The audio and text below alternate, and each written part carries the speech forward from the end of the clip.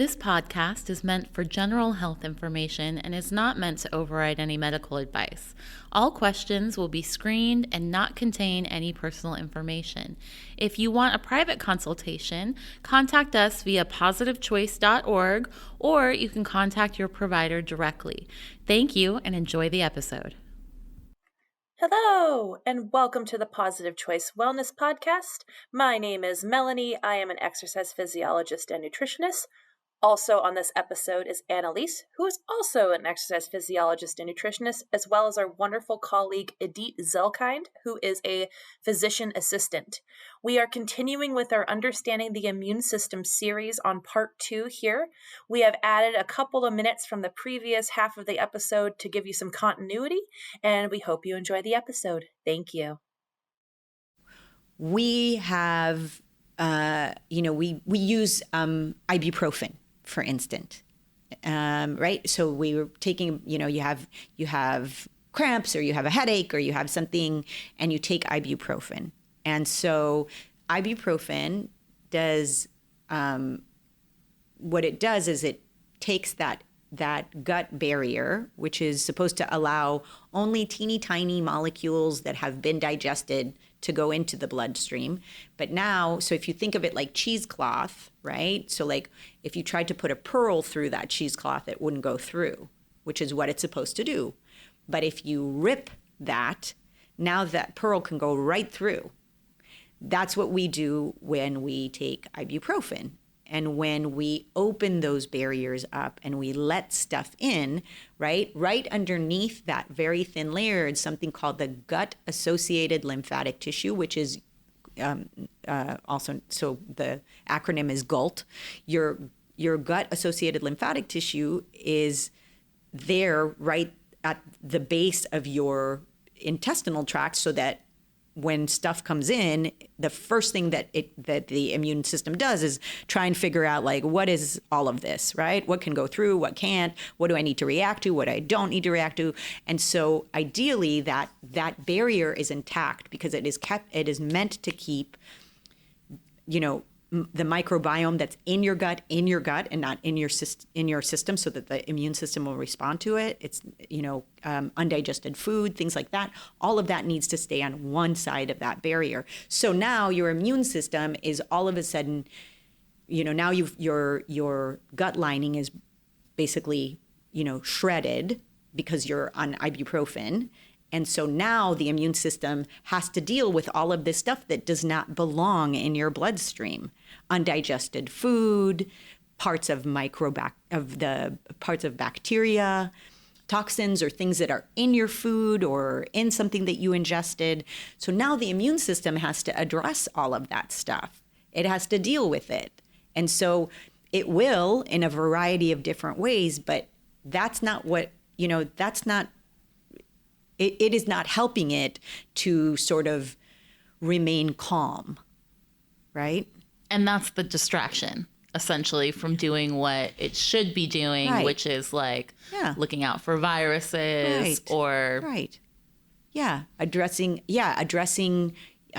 sort of attacks on us from the outside world. And so these types of things are really a distraction because the immune system's job is, like I said, to surveil and tolerate for the most part. And if it is constantly in reactive mode, that has consequences. And like I said, depending on your unique biology and the unique circumstances that you find yourself in, it can shift to suppression, where we can easily get sick, or sort of being overwrought, which is autoimmunity.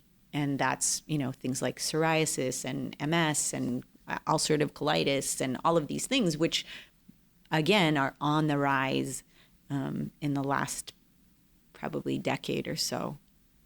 Yeah. So I guess that would just lead me to the follow-up question then. So then folks who see, oh, well, how can I better my immune system? What can I do to make things better and stronger and more effective? How is that possible? Absolutely. Absolutely. So the bottom line is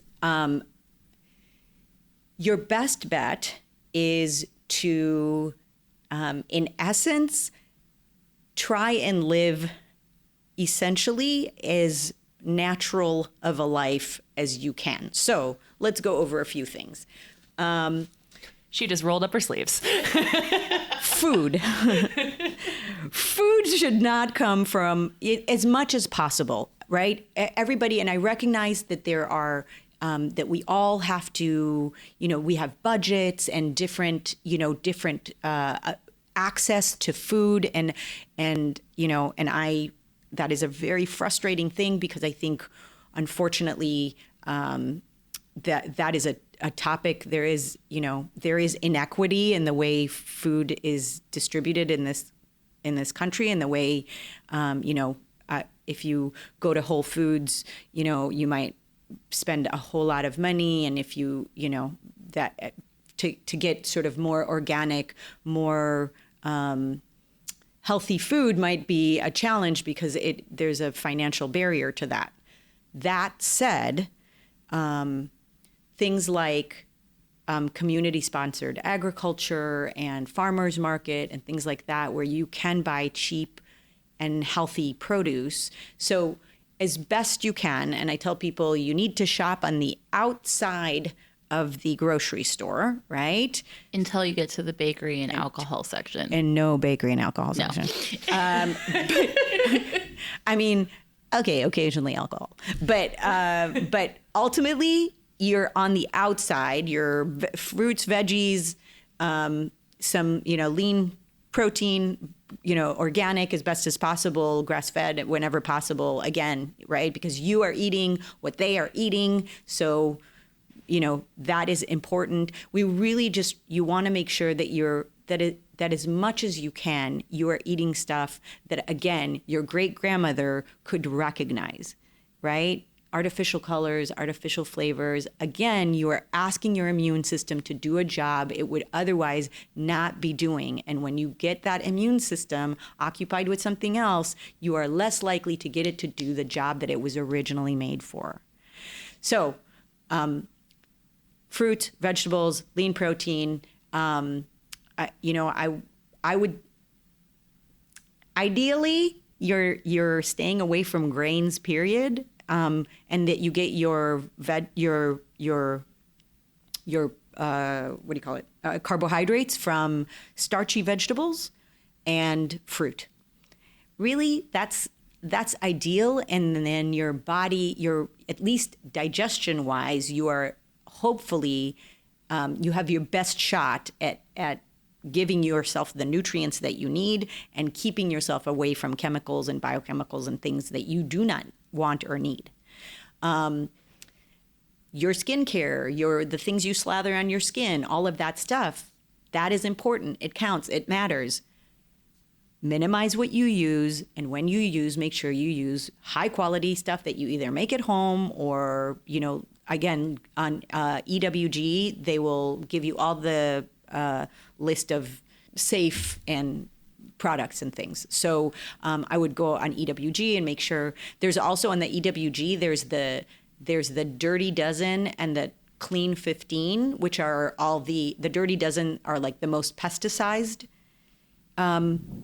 food, and the Clean 15 are the ones that are probably the healthiest and safest. So you can go on there, and let's say you do have a budget. So you can go and you look at the Dirty Dozen, and anytime you're buying a Dirty Dozen, you buy that organic. And then the Clean 15, maybe those, if that's, if it's an expense issue, then you don't necessarily need to buy organic. But those are some things that you can do. And then sleep. If you don't sleep, we could sit here and have a whole 24-hour discussion. Of course, it would be really bad because then we wouldn't sleep. But we do have a podcast on sleep that you can go listen to after this. It's so important. It's so important. Your gut barrier, just one night of poor sleep can make you intestinally permeable. Just one night. One night. Come fun. Well, they have done studies showing like, yeah, one night of just like 4 hours of sleep Yes. can drastically reduce your immune system and your body's ability to fight off. And I believe it was something like 70% reduction. Well, and so sleep deprivation reduces the digestive enzymes that you make, the hydrochloric acid that you make. It is, so when we evolved, right, if you were not sleeping, essentially something had gone terribly wrong, right? Something was chasing you, the food was scarce, you were sick, something terrible happened. We evolved for sleep deprivation to be an alarm that the body sets off. You're not sleeping, something has gone terribly wrong. Prepare for battle, right? Dump cortisol, get right, like modulate the immune system, lower digestive secretions, because you know what? If we're going to battle, we do not need to have breakfast, right? Mess around with the hormones, because you know what? If we're going to battle, no one needs to get pregnant, you know? And so these are all things that happen just from, that's just sleep deprivation. That's it, just sleep deprivation. So sleep, and then stress management as well, because people think that they can go, do, have this really crazy stressful life, and that if they can manage it intellectually, and don't get me wrong, like I am like a former ER physician assistant, right? Like I love me a good adrenaline rush, you know? Eat that all day. So good. Delicious. And that's because I'm great under pressure. I love it, right? But that's intellectually. My body is still like, what? Is there a tiger? What? And you know, so you can't, and then we expect the body to just do all the things it normally does, right? We expect to have clear skin and normal hormones and flat bellies and, you know, like good bowel movements and great sex and all of this stuff. But if we're stressed out of our gourd, our body's job, and it is doing what it's supposed to. It is not rogue. It is not being wacky. It is not going off script. It is doing what it's supposed to, which is prioritize your survival, right? Because if you don't make it past the tiger, it doesn't matter if you can digest. It doesn't matter if you can fight infection. It doesn't matter anything, because if you're not away, you can't get away from the tiger, guess what? Nothing is happening past this. And I think that right there, I just want to pause on that, because that is the difference between surviving and thriving. And I think all the things that you just mentioned kind of has me thinking of our expectations for us in this society, right? You're supposed to be beautiful. You're supposed to have perfect skin and all of that kind of stuff. And yet so many of us live in survival mode. Right. Because we're like, I'm fine. I got 4 hours of sleep. I don't take any time for myself. And I only eat fast food at the end of the day after starving myself all day. I don't understand why I am not in perfect health. I know. And like, she's dying.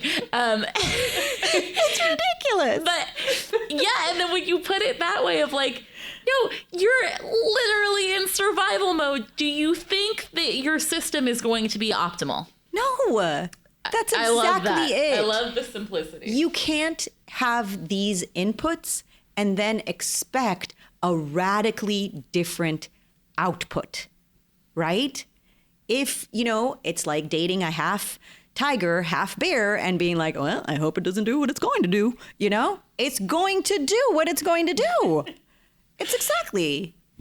Well, it's like you said, if you're facing the tiger and, you know, you don't get away from the tiger, you're tiger food. That's just the inevitable thing. And then it doesn't matter what happens. Then it doesn't matter. And your body will prioritize keeping you safe over everything. It evolved to do that. It is only doing its job.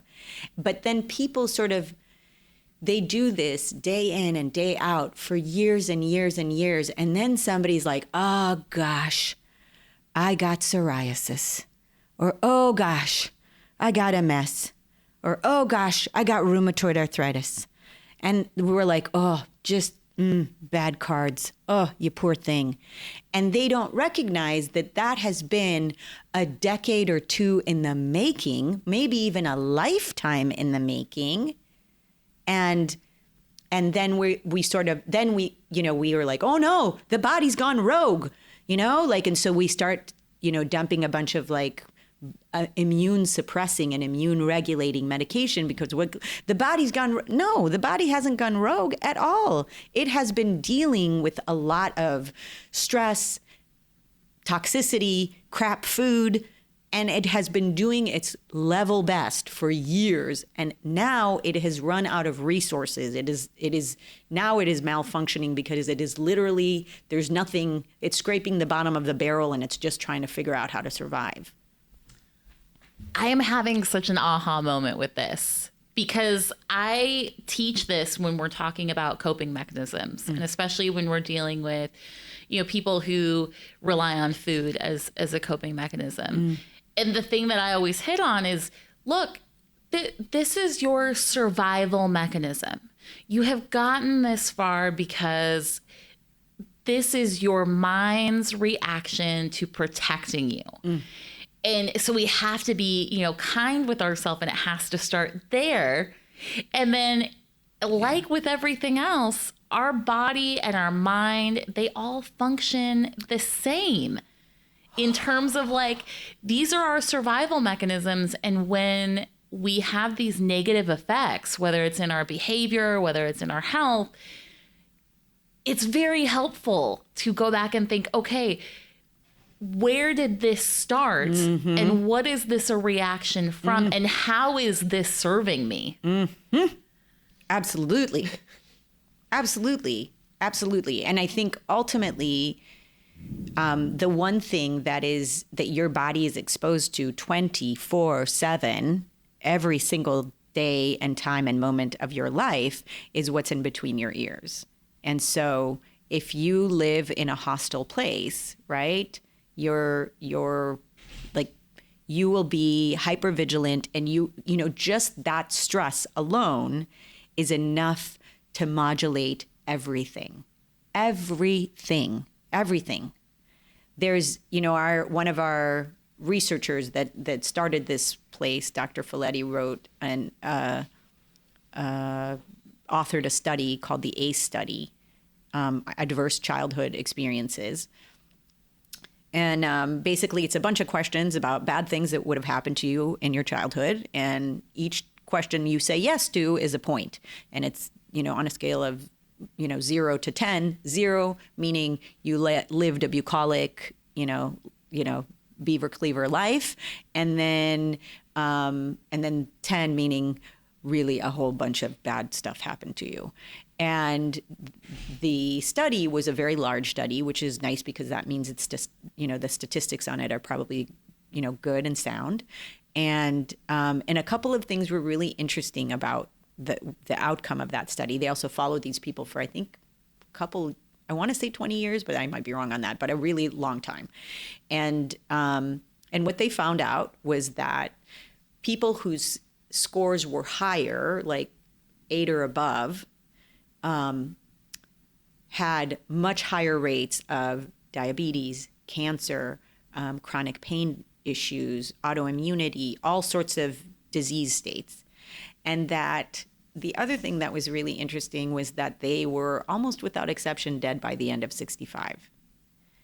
And that's your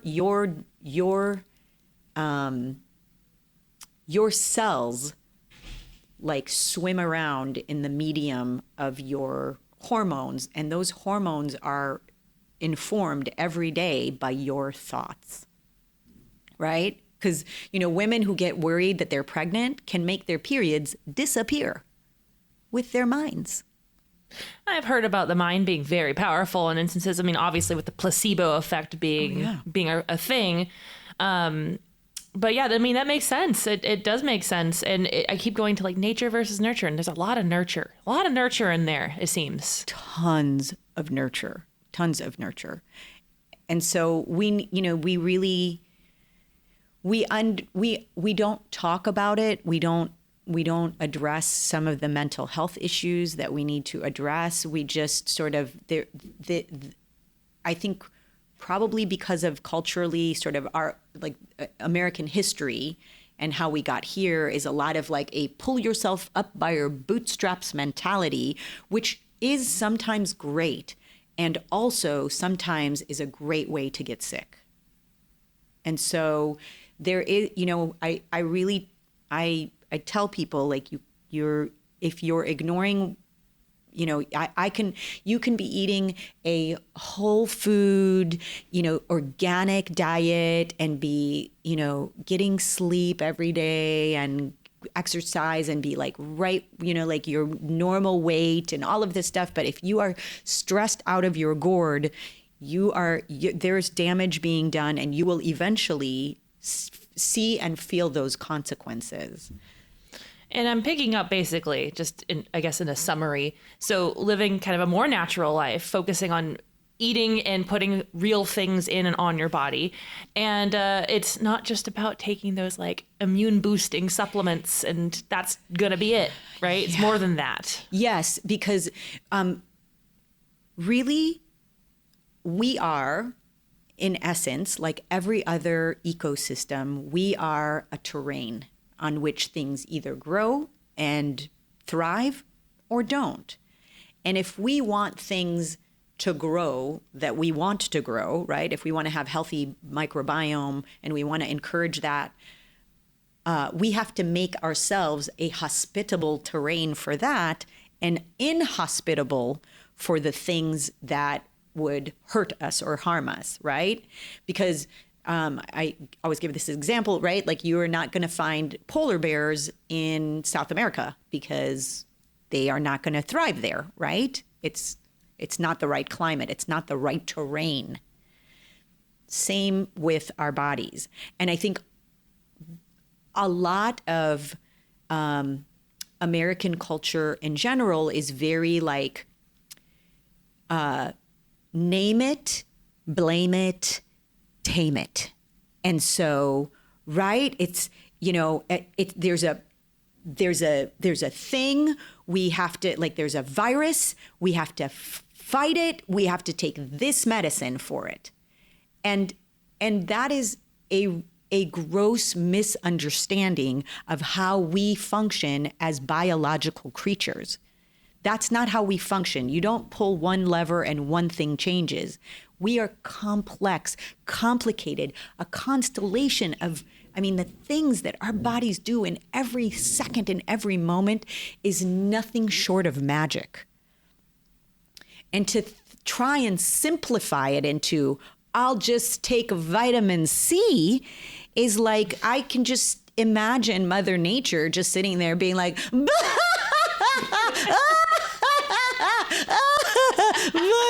C, like I can totally see her just being like, oh, they're so cute, aren't they?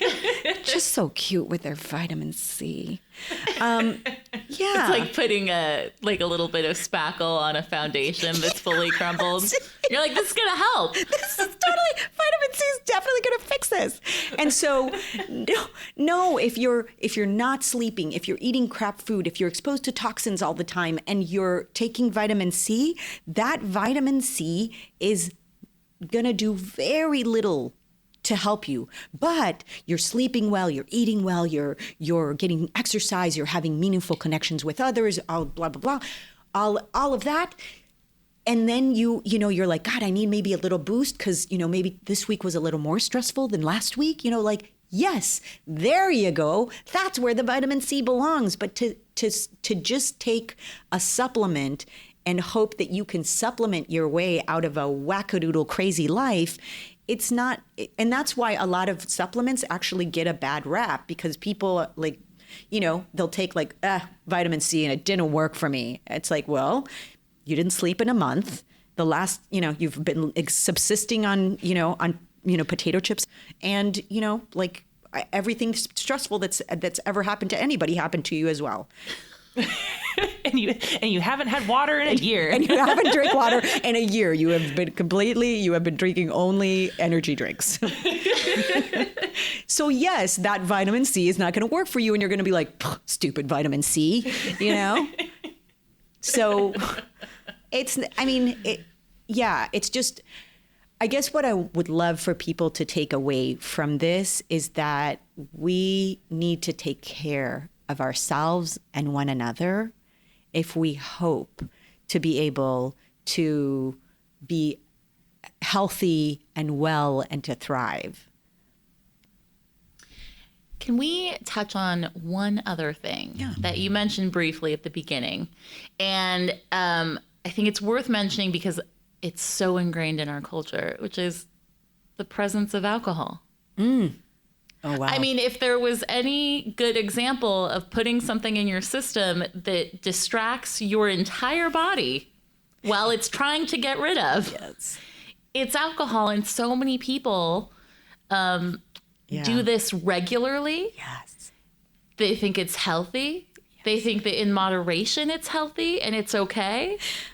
What? Tell us about that. Okay, but American moderation is really funny because it's not moderation.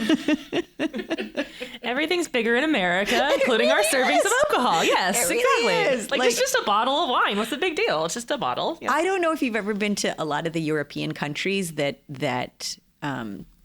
do sort of drink regularly, but their drinks are, those juice glasses that you get for, at breakfast, like the little tiny, almost like shot ones, like that's the serving. It's not like a big old glass of wine, like the glass of wine that takes half of the bottle of wine, which is technically like 2 glasses of wine, is not a glass of wine. So first, servings matter. Second, quality matters, where you're, again, there can be toxins and pesticides and things like that. So making sure you're you're drinking organic whenever it's humanly possible. And then you have to recognize that above and beyond anything else, this is a sugar. It is like eating cake. And if you're thinking like, oh, it's got antioxidants, you can get your antioxidants in a million different ways that have nothing to do with alcohol. Like from the grapes. Like from the grapes. Without the toxin of the actual alcohol. Yes. Like you can just eat the grapes. Also, there are, those same polyphenols are, found in fruits like berries, blueberries and blackberries and, berries that are, colorful. You're getting a lot of the same nutrients. And so also interesting thing about alcohol is, so one of the really important processes in your body is called methylation, and you'll hear a lot of it. It's kind of a buzzword now. There's a lot of these like genetic tests that check for methylation, and the reason why people are so interested in that is because methylation is involved in just about everything that has to do with your ability to detox things. It has to do with how you make neurotransmitters. So it is involved in many, many, many important processes in the body. And so people who don't methylate well ultimately are more likely to be sick, more likely to have all sorts of, issues with heart disease and cancers and things like that. So really important sort of genetic anomaly. So everybody's sort of looking at that. Your methylation is profoundly affected by alcohol. So the other thing that methylation does is it protects DNA. And so, methylation can either upregulate or downregulate genes, right? So upregulating genes that are protective and help us is great, and downregulating genes that cause cancer and disease is also great. But when you mess around with methylation, you can also upregulate genes that give, that are cancer genes and genes that cause disease, and downregulate the ones that are protecting you. And alcohol can absolutely do that. For women in particular, it can, there is a pretty robust amount of research that connects alcohol with increased rates of of breast cancer. And again, I think that that's probably due to that, to how it affects methylation. And if you won the lottery, genetic lottery, not a problem, that's fine. But that's why some women can probably drink all that wine, and some women can drink even, moderate amounts, and not and not be well. I will say this: in a society that does not foster us attending to ourselves emotionally and spiritually, it is easy to choose to eat or to drink or to gamble or shop your feelings, because it is easier to drink or to eat than it is to face having to make big decisions like leaving a job or leaving a partner or addressing interpersonal relationships and being able to face and create the life that we want. And when you feel disconnected and helpless from that, it is easy to choose those things. So more than anything, I don't make any ethical sort of like, if you want to drink. The question is, are you drinking because you want to, or are you drinking because you have to? So. And I think that goes for everything that we talked about today. Everything. Like looking at what's working for you and what's not working for you. Absolutely. And then being kind to yourself along the way. Yes. I'm definitely a product of like I said, I worked in ERs, and I am definitely a pull yourself up by your bootstraps, like suck it up was, I think, our family model.